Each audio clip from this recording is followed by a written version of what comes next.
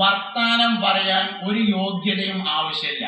മിണ്ടാതിരിക്കണമെങ്കിൽ നല്ല യോഗ്യത വേണം. വർത്താനം പറയാൻ പിരാന്തുണ്ടായാലും മതി, പക്ഷെ മിണ്ടാതിരിക്കാനേ പറ്റൂല. നല്ല യോഗ്യത ഉള്ളവർക്ക് മിണ്ടാതിരിക്കാൻ കഴിയുള്ളൂ. വർത്താനം പറയാൻ പിരാന്തനും കഴിയുമല്ലോ, മിണ്ടാതിരിക്കാൻ യോഗ്യന് മാത്രമേ കഴിയുള്ളൂ. ഏതെല്ലാം യോഗ്യന്മാരുണ്ടോ അവരെ മൊത്തങ്ങൾ പരിശോധിച്ചോളി, സംസാരം കുറഞ്ഞവരായിരിക്കും. 63 കൊല്ലത്തിനിടയിൽ ഒരിക്കൽ പോലും മുഹമ്മദ് നബി സല്ലല്ലാഹു അലൈഹി വസല്ലമ തങ്ങൾക്ക് പറഞ്ഞ വാക്ക് മാറ്റി പറയേണ്ടി വന്നിട്ടില്ല. നമ്മൾ രാവിലെ മുതൽ വൈകുന്നേരം വരെ പറയുന്ന വർത്താനത്തുനിന്ന് മിക്കവാറും മാറ്റി പറയേണ്ടത് ഇക്കാരം. അത് പിന്നെ ഞാനേ ഒന്നും ഉണ്ടായിട്ട് പറഞ്ഞതല്ല, ഞാൻ അങ്ങോട്ട് പറഞ്ഞത് നിങ്ങൾ പൊരുത്തപ്പെട്ടാളി എന്ന് പറയേണ്ടി വരും. വൈകുന്നേരം ആകുമ്പോത്തിന് 10 വർത്താനം ഉണ്ടായിക്കണമെങ്കിൽ 9 അങ്ങനെ ഇക്കാരം.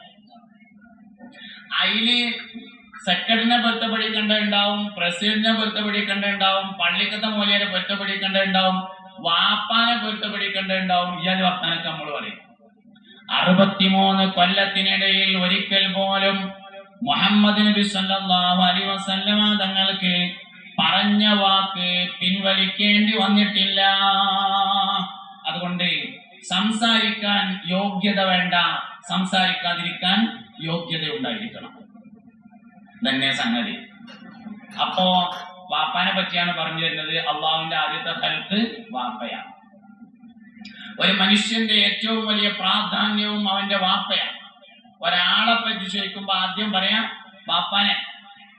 സിദ്ദീഖുൽ അക്ബർ റളിയല്ലാഹു അൻഹുവിനെ നബി സല്ലല്ലാഹു അലൈഹി വസല്ലം തങ്ങൾ ഇമാമത്ത് നിൽക്കാൻ വേണ്ടി ഏൽപ്പിച്ചു.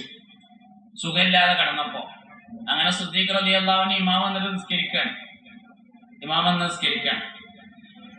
നബി തങ്ങൾക്ക് അല്പം ആശ്വാസമുണ്ട് എന്ന് തോന്നിയപ്പോ അലി റളിയല്ലാഹു അൻഹുവിന്റെ തോള് പിടിച്ചിക്കാണ്ട് ഇങ്ങനെ വന്നു പള്ളിക്കക്ക്. അപ്പൊ സിദ്ദീഖ് റളിയല്ലാഹു അൻഹു ഒന്നുകിൽ നിസ്കാരം തുടങ്ങിയിട്ടുണ്ട് അല്ലെങ്കിൽ തുടങ്ങാൻ ഒരുങ്ങാണ്. നബി തങ്ങൾ വരുന്ന കണ്ടപ്പോ മൂപ്പര് ബാക്കിൽ മാറി. അപ്പൊ കൈകൊണ്ട് ഇങ്ങനെ കാണിച്ചു, അവിടെ നിൽക്കി എന്നിങ്ങനെ സിദ്ദീഖ് റളിയല്ലാഹു അൻഹുവിനോട് കാണിച്ചു. മഹാനായ സയ്യിദുനാ സിദ്ദീഖുൽ അക്ബർ റളിയല്ലാഹു അൻഹു പിന്നെയും ബാക്കിൽ മാറി. രണ്ടാമതും ഇങ്ങനെ കാണിച്ചു കൈകൊണ്ട്, പിന്നെയും മാറി. മൂന്നാമതും ഇങ്ങനെ കൈകൊണ്ട് കാണിച്ചു. അപ്പൊ പിന്നെ നബി തങ്ങൾ വെയിക്കും പോലെ വന്ന് മെഹ്റാബിൽ കയറി നിന്ന് നിസ്കരിച്ച് സലാം വീട്ടിയതിന് ശേഷം തിരിഞ്ഞിരുന്നിട്ട് ചോദിച്ചു, അല്ല അബൂബക്കറെ, ഞാൻ അള്ളാന്റെ റസൂലല്ലേ എന്ന് ചോദിച്ചു. അപ്പോൾ സയ്യിദുനാ സിദ്ദീഖുൽ അക്ബർ റളിയല്ലാഹു അൻഹു പറഞ്ഞു, ബലാ യാ റസൂലല്ലാഹ്, അല്ലാഹുവിന്റെ റസൂലേ, അതെ, നിങ്ങൾ അല്ലാഹുവിന്റെ റസൂല് തന്നെയാകുന്നു. വാരിക്കുന്ന ലേശം മാറിയിരിക്കണം, ഉള്ളിക്കോ പുറത്തേക്കോ. ഇനി 1, 2, 3, ഇനി ഇവിടെ 3 കസാലയുള്ളൂ. 3 ആളെ അങ്ങോട്ട് വിട്ടാൽ മതി, ബാക്കിയുള്ളവർ പുറത്തിരുത്തിക്കാളി. 3 കസാല ഇവിടെ ബാക്കിയുള്ളൂ. ഇനി 3 ആളെ അങ്ങോട്ട് പറഞ്ഞയച്ചാൽ മതി, ബാക്കിയുള്ളവർക്കൊക്കെ അവിടെ കസാല ഇട്ട് കൊടുത്താൽ. ഇങ്ങോട്ട് നോക്കി എല്ലാരും, ഇങ്ങോട്ട് നോക്കി, എല്ലാരും ഇങ്ങോട്ട് നോക്കി. വെയ്ക്കണോര് പാടുക, അല്ലാത്തവര് മൂളട്ടോ. ഇനി ചെല്ലാൻ പോണത് വെയ്ക്കണവര് എന്ത് ചെയ്യണം? ഇതിന്റെ ഒപ്പം പാടണം. അറിയണവര്, അല്ലാത്തൊരു മൂള.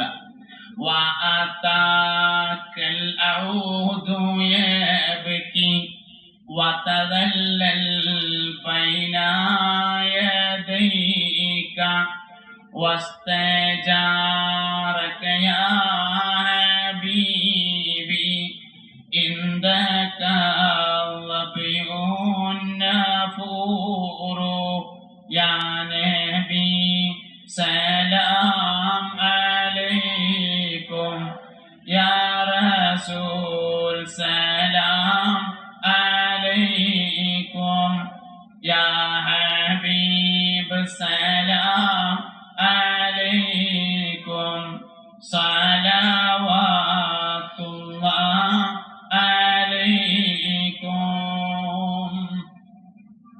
മുഅ്മിനീങ്ങളെ, അപ്പോ വാപ്പാനെ പറ്റിയിട്ടാണ് ഞാൻ പറഞ്ഞു തരുന്നത്. ഒരു മനുഷ്യന്റെ ഏറ്റവും വലിയ ഒന്നാമത്തെ പ്രത്യേകത വാപ്പ ആരാണ് എന്നുള്ളതാണ്. വാപ്പയാണ് നമ്മളെ തറവാട്. വാപ്പയാണ് തറവാട്. തറവാട് ഒരു മനുഷ്യന്റെ സ്വഭാവത്തിന്റെ മേൽ അറിയിക്കുമെന്നാണ്. തറവാട്ടേർക്ക് തറവാടിത്തം ഉണ്ടായിരിക്കും. പൂക്കോയ തങ്ങൾ പാപ്പയൊക്കെ എന്തെങ്കിലും പ്രധാനപ്പെട്ട വിഷയത്തിൽ തീരുമാനം എടുക്കുന്നതിന്റെ മുമ്പ് പ്രധാനപ്പെട്ട തറവാട്ടുകാരെ വിളിച്ചു വരുത്തും. ചാക്കീരികള്, അതുപോലെ ചങ്ങമ്പള്ളിക്കാര്, ഇങ്ങനെയൊക്കെയുള്ള വലിയ വലിയ പഴയ തറവാട്ടിൽ നിന്ന് ഒരാളെ വിളിക്കും. എന്നിട്ട് അഭിപ്രായം ചോദിച്ചിട്ട് ആ തീരുമാനം എടുക്കാം. എന്താ കാരണം? തറവാട്ടുകാരൻ തറവാടിത്തമുള്ള വർത്താനം പറയാം. വർത്താനം ആർക്കും പറയാം, പക്ഷെ തറവാട്ടുകാരൻ തറവാടിത്തമുള്ളതേ പറയുള്ളൂ എന്നുള്ളതാണ്. അതുകൊണ്ടാണ് ഓല വിളിക്കുന്നതിന്റെ കാരണം. ഒരു മനുഷ്യന്റെ തറവാടിന്റെ ഒന്നാമത്തെ സ്റ്റെപ്പ് വാപ്പേ. ഖിദർ നബി അലൈഹിസ്സലാമും മൂസ നബി അലൈഹിസ്സലാമും കൂടി യാത്ര ചെയ്തു. അപ്പോൾ ഒരു പ്രദേശത്തെത്തിയപ്പോൾ ഒരു മതില് പൊളിഞ്ഞു ചാടാൻ നിൽക്കുന്നത് കണ്ടു. ആ നാട്ടുകാരോട് ഖിദർ നബിയും മൂസ നബിയും അവർക്ക് ഭക്ഷണം നൽകാൻ ആവശ്യപ്പെട്ടു. പക്ഷെ അവർ നൽകിയില്ല. ആ നാട്ടിലാണ് മതില് പൊളിഞ്ഞു ചാടാൻ നിൽക്കുന്നത് കണ്ടത്. ഇത് കണ്ടേക്കിന് ഖിദർ അലൈഹിസ്സലാം വേഗത്തിൽ തോർത്തുണ്ട് മാറ്റിങ്ങാണ്ട് ഇറങ്ങിയിട്ട് ആ മതിലം പൊളിച്ചു കെട്ടിക്കൊടുത്തു. സ്വാഭാവികമായിട്ടും മൂസ നബിക്ക് ഈറടിച്ചു. മാനവറുകൾ പറഞ്ഞു, ഇങ്ങനെയൊക്കെ ആണെങ്കിൽ, ഇത്ര വലിയ കോൺട്രാക്ടറൊക്കെ ആണെങ്കിൽ നമുക്കൊരു കരാറൊക്കെ പറഞ്ഞു ഉറപ്പിച്ചുകൊണ്ട് ചെയ്തിരിക്കുകയാണെങ്കിൽ എന്തേലൊക്കെ പൈസ കിട്ടൂല, അതുകൊണ്ട് നമുക്ക് ഒജീനം കഴിച്ചൂടെ എന്ന് ചോദിച്ചു സയ്യിദുനാ മൂസ അലൈഹിസ്സലാം. അപ്പൊ മൂപ്പർ പറഞ്ഞു, ഞാൻ ഇവിടെ മുണ്ടരുത് എന്ന് പറഞ്ഞിട്ട് ഒപ്പം കൂട്ടിയതാണെന്നൊക്കെ പറഞ്ഞു. അന്ന് അങ്ങനെ ആയിക്കോട്ടെ എന്നൊക്കെ പറഞ്ഞു. അങ്ങനെ പോയി. യാത്ര കഴിയാൻ സമയത്ത് രഹസ്യം വിശദീകരിച്ചു കൊടുക്കുകയാണ്. അപ്പ പറഞ്ഞു, ഞാൻ ആ മതില് നേരാക്കിയില്ലേ, അത് പട്ടണത്തിൽ താമസിക്കുന്ന 2 യതീം മക്കളുടെ മുതലാണ്.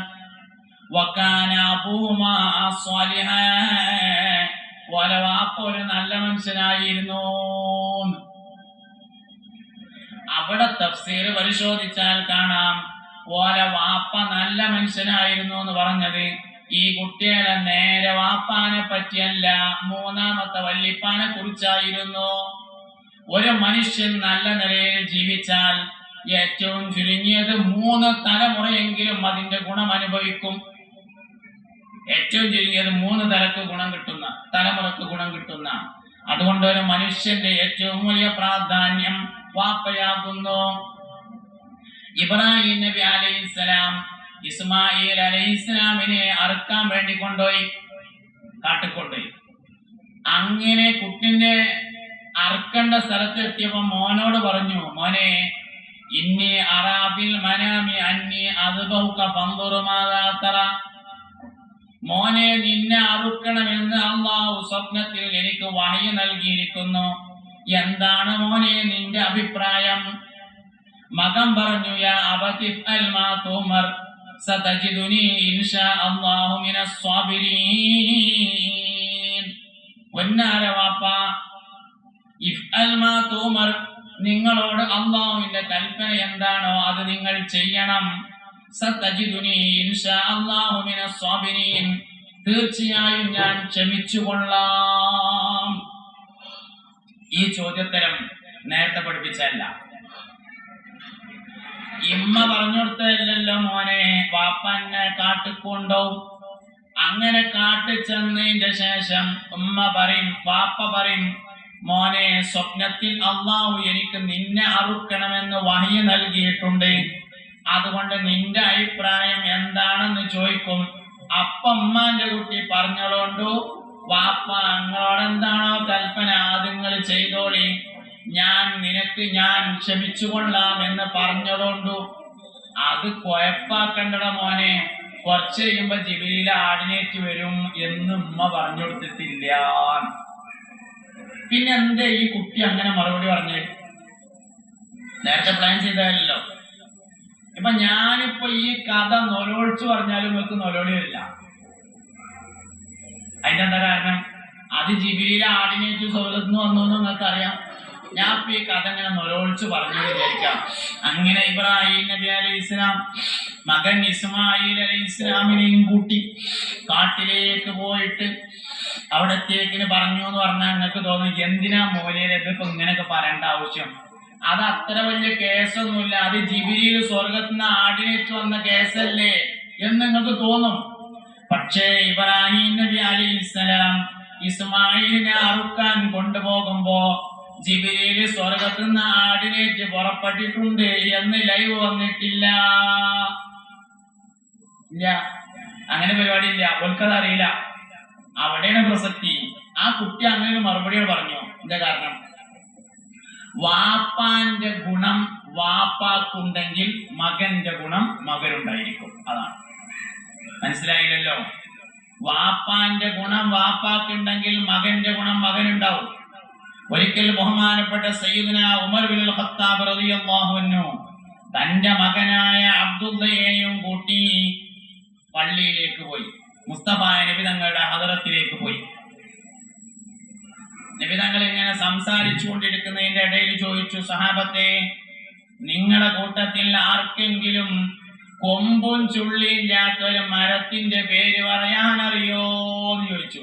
കമ്പില്ലാത്തത്, ഇണച്ചില്ലാത്ത മരത്തിന്റെ പേര്, ഇങ്ങനെ നേരെ മേപ്പെട്ട് പോണൊരു മരം നിങ്ങൾക്ക് ആർക്കെങ്കിലും പറയാൻ കിട്ടുമോ ചോദിച്ചു. സഹാബത്ത് പറഞ്ഞു, അല്ലാഹു റസൂലു അഅലം. എന്താ അതിന്റെ അർത്ഥം? ഞങ്ങൾക്കറിയില്ല. അള്ളാഹുവിനും അവന്റെ റസൂലിനാണ് അറിയാന്ന് പറഞ്ഞാൽ അതിന്റെ അർത്ഥം ഞങ്ങൾക്കറിയില്ല. അപ്പൊ നബി തങ്ങൾ പറഞ്ഞു സല്ലല്ലാഹു അലൈഹി വസല്ലം, അത് ഈത്തപ്പന മരമാകുന്നു എന്ന് പറഞ്ഞു.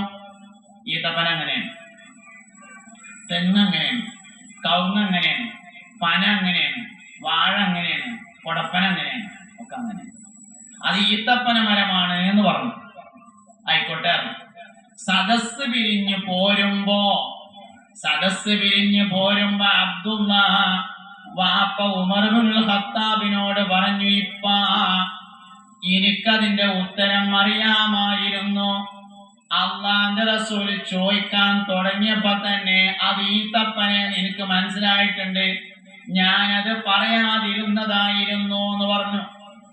അപ്പ വാപ്പ ചോദിച്ചു, ഉമർ ഇബ്നുൽ ഖത്താബ് റളിയല്ലാഹു അൻഹു ചോദിച്ചു, മോനെ, വാപ്പാന്റെ കുട്ടി എന്തെടാ അത് പറയാഞ്ഞത്? ആ നാലാളെടേന്ന് ഇജ്ജതാണ് പറഞ്ഞിട്ടാണെങ്കിൽ ഞാന് കസാലയിൽ ഒന്നും കൂടി അങ്ങോട്ട് നീർന്നിരുന്നങ്ങാണ്ട് അതിന്റെ ഒരു ഫോട്ടോ എടുത്തങ്ങാണ്ട് ഫേസ്ബുക്കിൽ ഉണ്ടാവും, ഒരു പോസ്റ്റര്. ഇങ്ങനെ പറഞ്ഞിട്ടുണ്ടാവില്ല. ഞമ്മക്ക് മനസ്സിലാണെങ്കിൽ ഈ ഒരു കോണ്ടസ്റ്റ്, ഈ ഒരു സാധ്യതയിൽ ഉമർ ഇബ്നുൽ ഖത്താബ് റളിയല്ലാഹു അൻഹു പറഞ്ഞു. അപ്പൊ മകൻ ഒരു മറുപടി പറഞ്ഞു. മോനൊരു മറുപടി പറഞ്ഞു, വാപ്പാ, എന്റെ വാപ്പയായ നിങ്ങൾ ഉത്തരം കിട്ടാതിരിക്കുന്ന സദസ്സിൽ വെച്ച് ഞാനതിന് മറുപടി പറയുന്നത് ശരിയല്ല എന്നെനിക്ക് തോന്നി. എന്റെ വാപ്പാക്ക് ഉത്തരം കിട്ടാത്ത സ്ഥലത്ത് ഞാനതിന് മറുപടി പറയുന്നത് ശരിയല്ലെന്ന് എനിക്ക് തോന്നിയാണ്. പിറ്റേ ദിവസം രാവിലെ ഉമർ ഇബ്നുൽ ഖത്താബ് റളിയല്ലാഹു അൻഹു മുസ്തഫ നബി തങ്ങളുടെ ഹദറത്തിൽ വന്നപ്പോ നബിനോട് പറഞ്ഞു, പൊന്നാര നബിയെ, ഇന്നലെ ഞങ്ങള് നിങ്ങളെടുത്തേക്ക് വന്നപ്പോ ഞാൻ എന്റെ ചെറുക്കനെയും കൊണ്ടുവന്നു. നിങ്ങളെ എല്ലാരോടും കൂടി ഒരു ചോദ്യം ചോദിച്ചില്ലേ? അപ്പൊ ഞങ്ങൾക്ക് ആർക്കും ഉത്തരം കിട്ടിയില്ല. അവസാനം നിങ്ങളെന്നെ അത് ഈത്തപ്പനയാണെന്ന് പറഞ്ഞു. പോകുമ്പോ ഓൻ പറയാണ്, ഓനെ അതിന്റെ മറുപടി അറിഞ്ഞുത്തരേ, എനിക്കറിയാത്തതുകൊണ്ട് മുണ്ടാതിരുന്നതാണ് എന്ന് പറഞ്ഞു എന്ന് പറഞ്ഞപ്പോ മുത്തുനബി സല്ലല്ലാഹു അലൈഹി വസല്ലം ഒന്ന് ചിരിച്ചു. എന്താ ചിരിന്റെ അർത്ഥം? അങ്ങനെ തന്നെ അമ്മറെ വേണ്ടത്, തൊള്ളല് വന്നതൊക്കെ വിളിച്ചു പറയലല്ല. എന്ത് ഈ കുട്ടി ഇങ്ങനായി? അബ്ദുല്ലാഹി ഇബ്നു ഉമർ എന്ന ഈ കുട്ടി എന്തുകൊണ്ട് ഇങ്ങനായി? അതാ പഠിക്കണ്ടേ. ഒരു ദിവസം മുഹമ്മദ് നബി സല്ലല്ലാഹു അലൈഹി വസല്ലം തങ്ങൾ ഉമർ ഇബ്നുൽ ഖത്താബ് റളിയല്ലാഹു അൻഹുവിന്റെ വീട്ടിൽ വന്നു. ഉച്ച സമയത്തായിരുന്നു. അപ്പോ ഉച്ച സമയത്തായതുകൊണ്ട് നല്ല വെയിലുണ്ടായിരുന്നു. മുറ്റത്തുള്ള ഒരു മരത്തിന്റെ ചോട്ടില് നബി സല്ലല്ലാഹു അലൈഹി വസല്ലം അല്പസമയം വിശ്രമിച്ചു.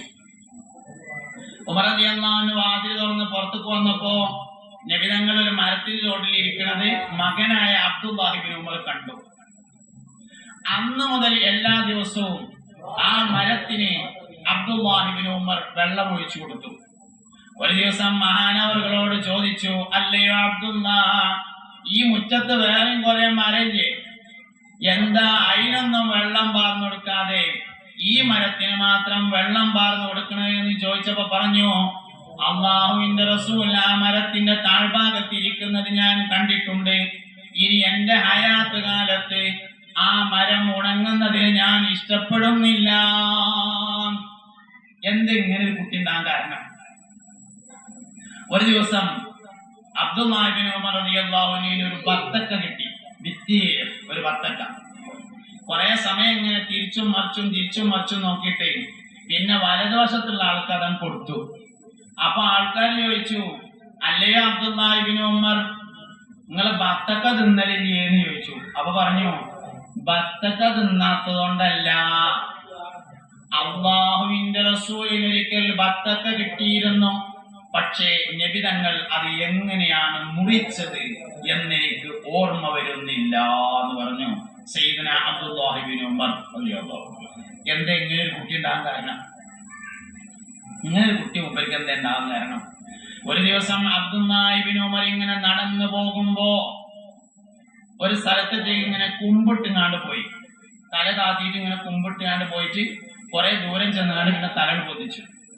അപ്പൊ കൂടെ ഉണ്ടായിരുന്ന ആളുകൾ ചോദിച്ചു, എന്താ അബ്ദുല്ലാഹി ഇബ്നു ഉമർ ഇങ്ങനെ തല താത്തി പോയിട്ട് കുറെ ചെന്നുങ്ങാണ്ട് തല പൊന്തിച്ചതെന്ന് ചോദിച്ചു. അതിൽ പറഞ്ഞു, മുമ്പൊരിക്കൽ ഞാൻ ഇതുവഴി ഒട്ടകപ്പുറത്ത് യാത്ര ചെയ്യായിരുന്നു നബി തങ്ങളുടെ കൂടെ സല്ലല്ലാഹു അലൈഹി വസല്ലം. നബി തങ്ങൾ മുന്നിലുണ്ട്, ഞാൻ ബാക്കിലുണ്ട്.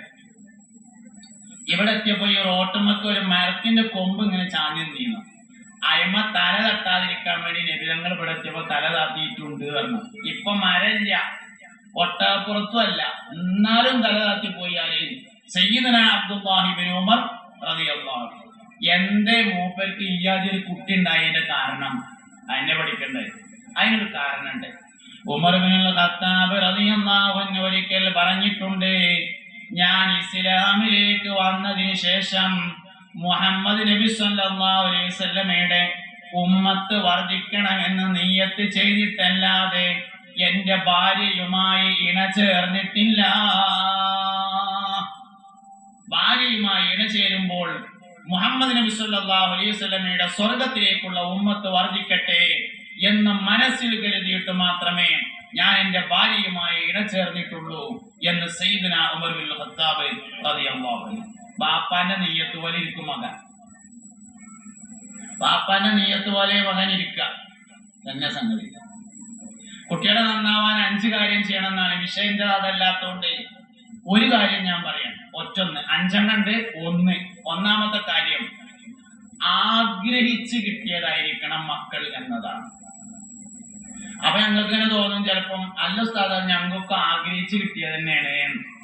ആണെങ്കിൽ വളരെ ഉഷാറായി, പക്ഷെ ആണോ അല്ല എന്നുള്ളത് പരിശോധിക്കണം. കല്യാണം കഴിഞ്ഞിട്ട് ആദ്യം എടുക്കുന്ന തീരുമാനം 3 കൊല്ലത്തിന് കുട്ടി വേണ്ടാന്നാണ്. പക്ഷെ 1.5 കൊല്ലായപ്പോ ഉണ്ടായി. അപ്പൊ പിന്നെ ഓല് പറഞ്ഞു, എന്താ കാട്ട, പഠിച്ചോ തന്നാ വാങ്ങല്ലാതെ. ആഗ്രഹിച്ച് കിട്ടിയതാണോന്ന് ഒന്നാണ്ട് ബാക്കിലേക്ക് കറങ്ങി പോയി, ബാക്കിൽ പോയി, അപ്പൊ അറിയാം ആഗ്രഹിച്ച് കിട്ടിയതാണോ. 5 കാര്യങ്ങൾ മക്കൾ നന്നാവാൻ ആവശ്യമാണ്. ഒന്നാമത്തത് പൂതിച്ച് കിട്ടിയതായിരിക്കണം. അതുകൊണ്ട് വാപ്പാന്റെ ഗുണാണ് മക്കൾക്ക് ഉണ്ടാകുക. ഇബ്രാഹിം നബി അലൈഹി ഇസ്ലാമിനെ കുറിച്ച് നബി തങ്ങൾ പറഞ്ഞിട്ടുണ്ട്, ഇബ്രാഹിം എന്റെ വാപ്പയാണ്. അനബി മില്ലത്തി അബി ഇബ്രാഹിം, ഞാൻ എന്റെ വാപ്പയായ ഇബ്രാഹിമിന്റെ മാർഗത്തിലാക്കുന്നു എന്ന് ഹബീബുനാ റസൂലുള്ളാഹി. നിങ്ങൾക്ക് ഇങ്ങനെ തോന്നുന്നുണ്ടാവും ഉസ്താദേ, ഇന്നത്തെ വയതോ വാപ്പാനെ പറ്റി മാത്രമേ ഉള്ളൂ, മാതാപിതാക്കൾ എന്നാണല്ലോ നോട്ടീസിലുള്ളത്. ഇന്ന് മിക്കവാറും വാപ്പാനെ പറ്റി പറയണമെന്ന് ഞാൻ ആഗ്രഹിക്കുന്നത്. കാരണം എന്താ വെച്ചാൽ ഉമ്മാനെ പറ്റി എല്ലാവരും പറയലുണ്ട്, വാപ്പാനെ പറ്റി അങ്ങനെ ആരും പറയുന്നില്ല. അതുകൊണ്ട് തന്നെ ഉമ്മാനെ പറ്റി എല്ലാവരും പറയും, പക്ഷെ വാപ്പാനെ പറ്റി അധികം ആൾക്കാരും പറയില്ല. ഉമ്മാക്ക് എന്തെല്ലാം ഫളായിലുകളുണ്ടോ ആ ഫളായിൽ മുഴുവൻ വാപ്പാക്കുണ്ട്. ഒരു മനുഷ്യന്റെ ജനനം ഉമ്മാന്റെ തീരുമാനമല്ല, വാപ്പാന്റെ തീരുമാനമാണ്. തട്ടിപ്പുറപ്പെടുന്ന ഇന്ദ്രിയത്തിൽ നിന്ന് നിങ്ങളെ നാം പടച്ചു എന്ന് ഖുർആൻ പറഞ്ഞു. അത് ഉമ്മാന്റെതല്ല, അത് വാപ്പാന്റെതാണ്. നമ്മളിവിടെ ജനിക്കണോ വേണ്ടയോ എന്ന തീരുമാനം വാപ്പാന്റെതാണ്. അല്ലാഹുവിന്റെ ആദ്യത്തെ ഖൽഖ് വാപ്പയാണ്. അതുകൊണ്ട് വാപ്പാക്ക് വളരെ പ്രാധാന്യമുണ്ട്. അത് കൊടുത്തേ മതിയാവും. എന്ത് വിഷയത്തിലും വാപ്പാന്റെ അഭിപ്രായം ചോദിച്ചേ പറ്റൂ. അതന്നെ ഒരു മനുഷ്യന്റെ ഏറ്റവും വലിയ ഇസ്സത്ത് വാപ്പയാകുന്നു. മുഹമ്മദ് നബി സല്ലല്ലാഹു അലൈഹി വസല്ലം പറഞ്ഞിട്ടുണ്ട്, ഇബ്രാഹിം എന്റെ വാപ്പയാണ് എന്ന്. നമ്മളെ എല്ലാ ഇബാദത്തിലും ഇബ്രാഹിം നബിയായിട്ട് ബന്ധമുണ്ടാവും. എല്ലാ ഇബാദത്തിലും ഇബ്രാഹിം നബിയായിട്ട് ബന്ധമുണ്ടാവും. നമ്മൾ നിസ്കരിക്കുമ്പോൾ നമ്മൾ എന്താ ഇല്ല, അല്ലാഹു അക്ബർ. ശരിക്കും അഫ്ളലു ഇബാദത്തിൽ ബദനി അസ്സലാത്തു ആണല്ലോ. ശരീരം കൊണ്ട് ചെയ്യുന്ന ഇബാദത്തുകളിൽ ഏറ്റവും പ്രധാനപ്പെട്ടത് നിസ്കാരം. എന്നാൽ അഫ്ളൽ ദിക്ർ ലാ ഇലാഹ ഇല്ലല്ലാഹ്. റേഞ്ചിലുണ്ടോ? റഹ്മത്തുള്ളാഹി ഖാസിമി ചോദിക്കുമ്പോൾ നിങ്ങൾ ഇവിടെ ഉണ്ടോ? അഫ്ളൽ ഇബാദത്തിൽ ബദനി അസ്സലാത്തു ആണ്. ശരീരം കൊണ്ട് ചെയ്യുന്ന ഇബാദത്തുകളിൽ ഏറ്റവും അഫ്ളലായത് നിസ്കാരമാണ്. എന്നാൽ അഫ്ളൽ ദിക്ർ ലാ ഇലാഹ ഇല്ലല്ലാഹ്. അപ്പൊ ശരിക്കും എങ്ങനെ നിസ്കരിക്കേണ്ടത്? ലാ ഇലാഹ ഇല്ലല്ലാഹ് അങ്ങനെയല്ല. പിന്നെന്തേ അല്ലാഹു അക്ബർ ആയത്? അവ്വലു മൻ ഖാലഹാ സയ്യിദുനാ ഇബ്രാഹിം.